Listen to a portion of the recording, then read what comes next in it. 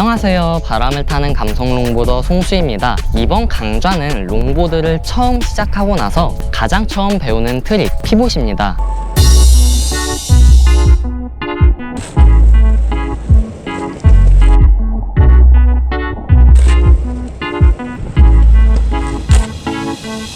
피봇은 보는 것처럼 매우 간단한 트릭인데요. 롱보드를 처음 타는 분들에게는 생각보다 쉽지 않은 기술이 됩니다. 특히 피봇이라는 기술은 가장 처음 배우는 기술인 만큼 응용 또한 정말 무궁무진한 기술인데요. 피봇을 배우고 바로 배우게 되는 샵잇부터 빅스핀, 노컨 비거스핀, 피봇 540 등등 셀 수 없을 정도로 많은 기술이 이 피봇에서 시작되기 때문에 매우 중요한 트릭이라고 할 수 있습니다. 설명은 피봇을 연습하는 방법을 3가지 순서로 알려드린 후에 잘 안 되는 경우에 무엇을 고쳐나가야 하는지 알려드리는 방식으로 강좌를 진행해 보도록 하겠습니다. 자, 그럼 피봇 트릭 팁 시작합니다. 먼저 피봇의 자세 잡는 방법을 알아볼 건데요.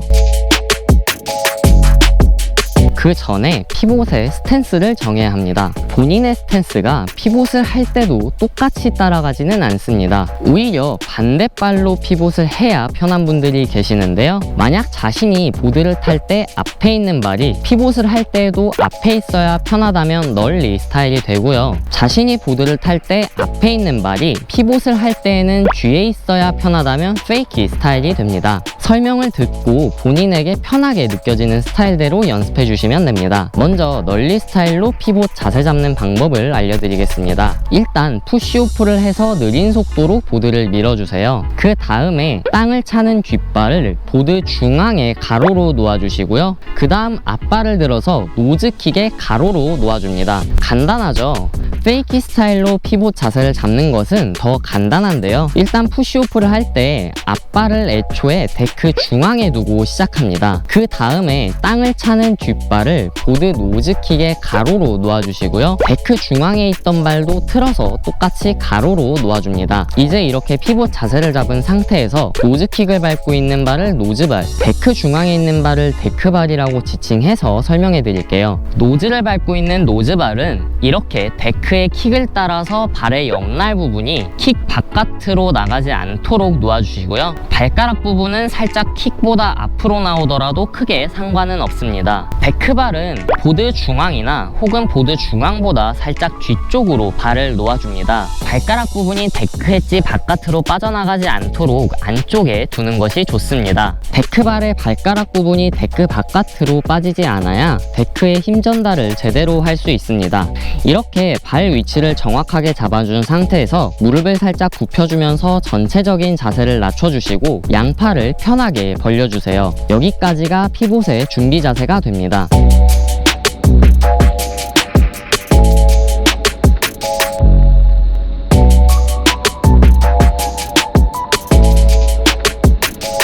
이제 보드를 돌리기 전에 보드를 띄우는 연습을 하러 가볼게요.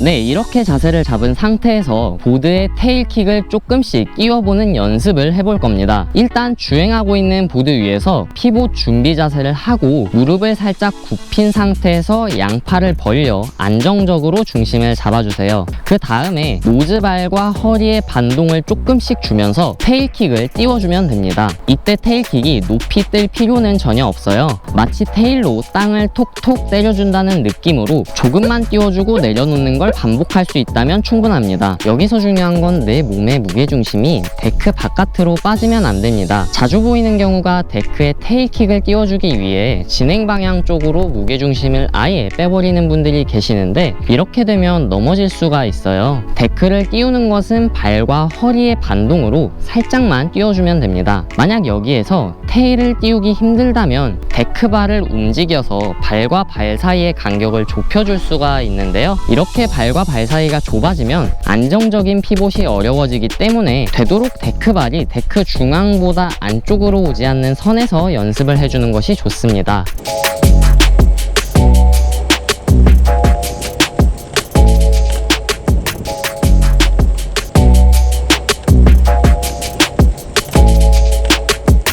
만약 보드에 테일킥을 잘 띄울 수 있다면 이제 보드를 돌리는 연습으로 넘어가 보도록 하겠습니다.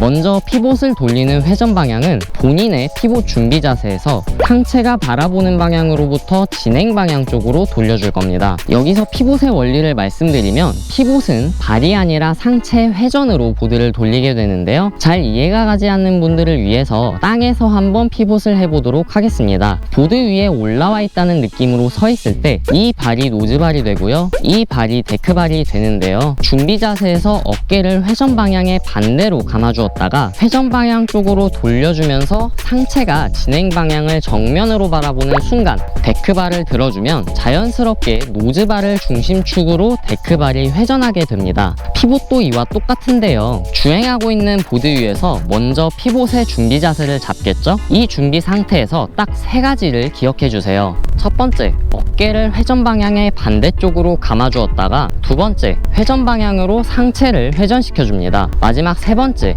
이렇게 회전하는 상체가 진행 방향을 정면으로 바라보는 순간 보드의 테일을 띄워주는 겁니다. 그러면 허리로부터 비틀리는 힘이 느껴지면서 상체를 따라 보드가 자연스럽게 회전하게 되죠.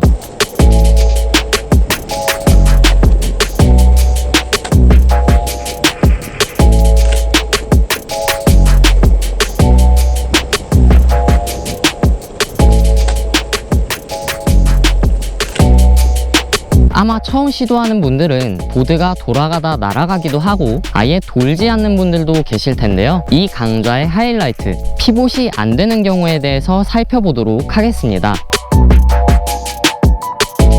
먼저 피봇이 안 되는 경우에 90% 이상은 보드의 테일을 띄워주는 타이밍이 잘못되었을 때입니다.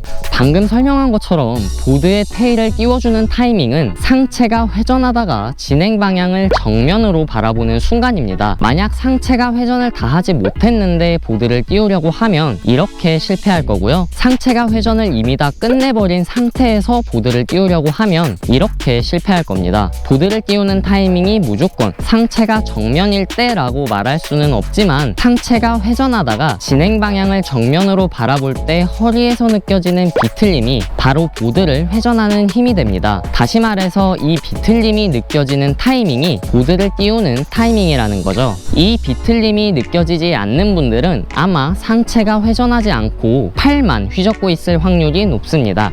그리고 또 하나, 피봇을 하다가 롱보드가 날아가 버리는 분들은 자신의 무게중심이 데크 바깥으로 빠지는 경우입니다. 데크 바깥으로 무게중심이 빠지지 않도록 주의해서 피봇을 연습해 주세요. 보통 이렇게 연습을 하시다가 잘 안 되면 힘이 모자란 건가 라고 생각해서 상체의 회전 속도를 더 힘있고 빠르게 하는 분들이 계십니다. 하지만 여기서 부족한 건 힘이 아니에요. 피봇이 잘 안 돌아간다고 힘을 더해서 한 번에 돌리려고 하면 아까 전에 말씀드렸던 테일킥을 띄우는 타이밍만 더 잡기 어려워집니다. 한 방에 팍 돌리기보다는 첫날에 30도, 그 다음날은 90도, 그 다음날은 180도 이렇게 차근차근 돌아가는 각도를 올려가면서 연습하시고요. 짧고 굵게 힘으로 돌리지 마시고 테일을 오래 띄워서 돌리려고 연습해보세요. 보드를 180도 돌리는 것 어렵게 생각하면 안 됩니다. 540도도 돌리는데요.